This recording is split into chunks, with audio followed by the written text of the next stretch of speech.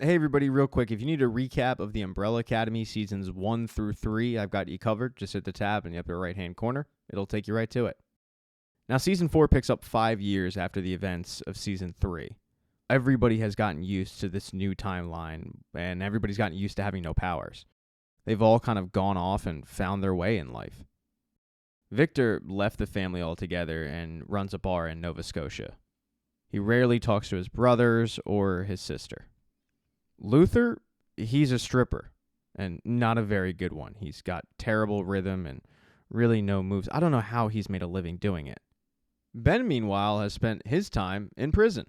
He got arrested for a crypto scheme, and when he gets out, Luther is there to pick him up. And Ben's not too thrilled about that, but he needed some place to crash and some place to put down as a home address for his parole officer, so he's forced to bunk up with Luther. Diego and Lila have had a nice life. They have a daughter named Grace. She's turning 6. But Diego's frustrated with his life. He works for a UPS FedEx type company, and he sucks at it. He and Lila fight like crazy. And he's got ambitions of joining the CIA, FBI. He still thinks that he has these skills that he doesn't actually have. Allison has found her way in this new timeline as an actress. Even without her powers, she's been pretty successful, albeit not as successful as she was in her old life. She's kind of a C-list commercial actress. But she lives with Claire and also Klaus, who's been 3 years sober and has become a major panophobic, which is basically the fear of everything. Klaus, however, loves being an uncle to Claire. The two have gotten really close. And then there's number 5, who actually does work for the CIA. And lately, he's been infiltrating a group called the Keepers. The Keepers are a small yet growing community that believe they're in the wrong timeline. They all have memories of things that didn't really exist, and mainly they have memories of the Umbrella Academy in one way or the other. So 5 has a vested interest in this group. It's like a more serious group dedicated to the Mandela effect. But while number 5 believes that this is important, his boss, the CIA, does not. He orders 5 to just push it aside and start focusing on other missions because this one he feels like has no legs. 5, however, has no plans on doing that. They're all, though, going to have a little bit of a family reunion when Diego and Lila have a birthday party for Grace, and everybody's invited.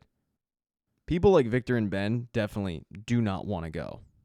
And Allison also doesn't want to go. She feels like her brothers probably hate her for what she did, and she doesn't want to face them.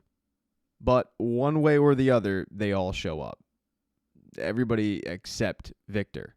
Victor does show up, but before Victor can actually make it into the birthday party, he's stopped by somebody who kidnaps him. For the rest of them, the birthday party is a little bit awkward because a lot of them haven't seen each other in the same setting for years. It gets especially awkward when Lila drags Allison inside. But Luther, recognizing that this is a bit awkward, just proceeds to act like nothing's wrong. The awkwardness finally comes to a very merciful end. And when it's done, Lila has a book club to get to, or at least that's what she tells Diego. In reality, Lila is going to a meeting of the Keepers, that group that number 5 is trying to infiltrate and find out more details on, although number 5 had no idea that Lila was a part of it. When he's brought to a more serious meeting of people in the Keepers, he's very surprised to see Lila, but he doesn't blow her cover. He just quietly walks up to her with his horrible disguise. It's really just number 5 with a fake mustache and a Jeff cap. And he asks her, "Hey, Nancy," because that's the name that she's going with this group. "Hey, Nancy, what are you doing here?" And she explains that the transition from full-time assassin to caregiver for 3 children and an overweight husband has been a little difficult, so she figured that she would do this because it's cheaper than therapy. Their conversation stops when the presentation begins and 2 people walk into the room. Their names are Jean and Jean, and they started the Keepers. They are convinced that they're on the wrong timeline. And while these 2 people look harmless, they're not. I mean, not only are they really, really good card players, but they're also dangerous. During the presentation, they start showing items that prove that they aren't crazy and they might be on the wrong timeline.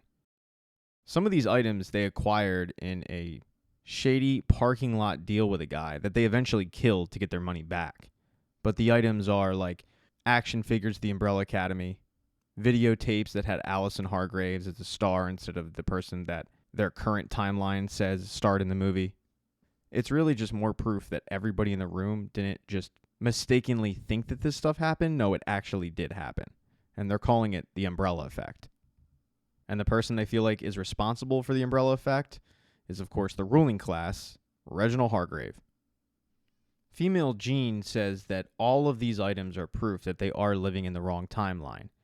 And all these items are the key to something called the cleanse. Number 5 turns to Lila and says, well, what exactly is the cleanse? But Lila has no idea.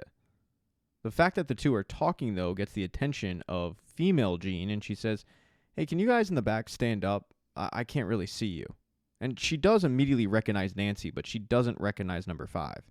5 introduces himself as Jerome, and he does ask, can you tell us more about the cleanse?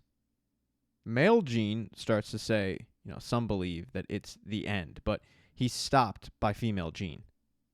When he continues, he tells number 5 that others believe the cleanse is a great restoration. And when number 5 asks, what do you believe? Female Jean says, you're in luck. We're actually preparing a very special lecture on that topic. And if they're interested, they're willing to send them an invitation. They just need their address, phone number, contact information, all that. After the meeting, both Lila and number 5 go and grab coffee, but in reality, they just want to talk about what exactly just happened. Lila says, if these artifacts are from different timelines and now they're just showing up, and number 5 nods and says, it's possible the old man's reset didn't take. He has no idea what that means, but whatever it is, he tells Lila, don't say anything to the family just yet. As the two are discussing this, outside, Diego's actually watching it. He doesn't know that number 5 is the guy that Lila's talking to. He just has so many marital problems that he's convinced Lila wasn't at book club. And now he thinks Lila wasn't at book club because she was having a date with this mustachioed gentleman in a Jeff cap. Everybody, however, gets a phone call late that night from Luther. Luther's been living in a condemned building that's an old Hargraves home for wayward boys. When he and Ben got there, Ben noticed a letter, and initially Luther just figured it was from the city, but no, it's a letter saying that your brother Victor has been kidnapped. Follow my exact instructions and no harm will come to him. When all of them see this letter, they start making guesses on who could have kidnapped Victor, and initially, the finger points to Reginald, but as Klaus points out, Dad doesn't give a crap about us. While they don't have any idea of who kidnapped Victor, and even though they don't have any powers, they all eventually agreed to head to the location and find out what they can and hopefully save their brother. And the location is at a dry cleaner's. They all enter very cautiously, and they do find Victor tied up. They're pretty relieved that he's okay. And then the kidnapper comes out of the shadows, holding a gun but shaking it. He's clearly nervous. He explains that he's never kidnapped anyone, but he didn't have any choice. He couldn't leave anything to chance, especially when it came to the Umbrella Academy. And that takes them all kind of off guard because no one's called them that in 6 years. 5 says, sorry dude, the Umbrella Academy doesn't exist. The kidnapper, whose real name is Cy Grossman, shows them a newspaper clipping about the Umbrella Academy saving the Eiffel Tower. They have no recollection of ever saving the Eiffel Tower, but Cy explains that he got it from a box that was found in the trunk of his daughter Jennifer's car. About a year ago, Jennifer met new friends. They started going to strange meetings with people that call themselves the Keepers. Over time, she just stopped talking to Cy completely. That was about 3 months ago. He hasn't seen her since. And they used to be very close, so it's not like a situation if she's got daddy issues. He's concerned. The cops don't take it seriously, so he felt like maybe the Umbrella Academy could help.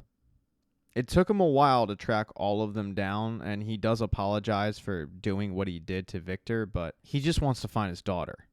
And as most of them start to explain to him that they just aren't the people in the picture, number 5 grabs the box and says, give us 24 hours, we'll find your daughter, which comes as a real big surprise to everybody else. But there's a reason why number 5 did it.